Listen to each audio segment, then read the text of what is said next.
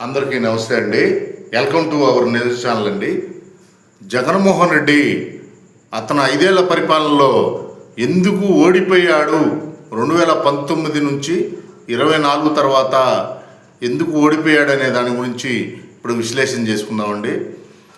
ఒక గట్టు దగ్గర గొడవ వస్తేనే సొంత అన్నదమ్ములైనా, సొంత కుటుంబ సభ్యులైనా, సొంత ఊరోళ్ళైనా గొడవకు దిగుతారు. ఒక గట్టు దగ్గరే ఆ భూమి అంటే అంత పవిత్రం. అలాంటి భూమిని అమరావతి రైతులు 33,000 ఎకరాలు ఇచ్చారు.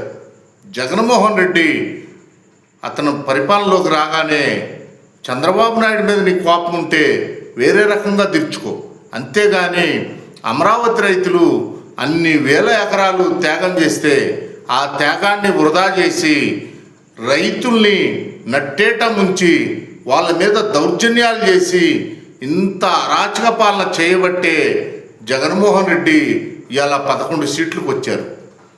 ఎందుకంటే టీటీడీ, తిరుమల దేవస్థానం, కలియుగ దైవం, అక్కడ అపచారం, అనేక హైందవ దేవాలయాల మీద అపచారం, ఇలాంటి పాపాలు చేశాడు కాబట్టే 11 సీట్లకు వచ్చాడు. జగన్మోహన్ రెడ్డి మీ నానే హైందవ ధర్మాన్ని బస్టు పట్టియాలని చూస్తే ఏమయ్యాడో నీకు తెలుసు.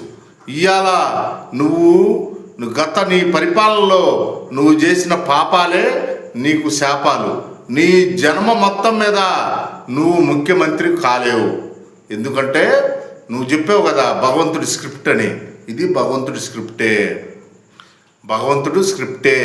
ఎందుకంటే సొంత తల్లి, చెల్లి, సొంత బాబాయి నీ అధికార కాంక్షకి బలైపోయారు.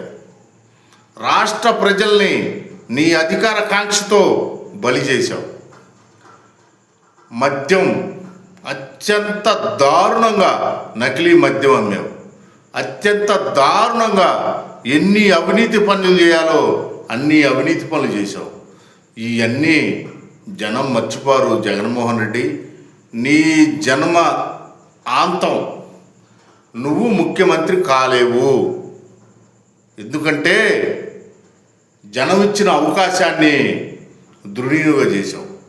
దానివల్ల నీ జన్మతః నువ్వు ముఖ్యమంత్రి కాలేవు. నువ్వు చేసిన అవినీతి పనులు, నువ్వు చేసిన అరాచకాలు అన్నీ జనం మర్చిపోరు. నీకు ఇంకోసారి అధికారం ఇవ్వరు. నువ్వు పకటకళ్ళు కానీ తప్పుడు ప్రచారాలు చేసి ఎన్ని చేసినా నీకు అధికారం రాదు.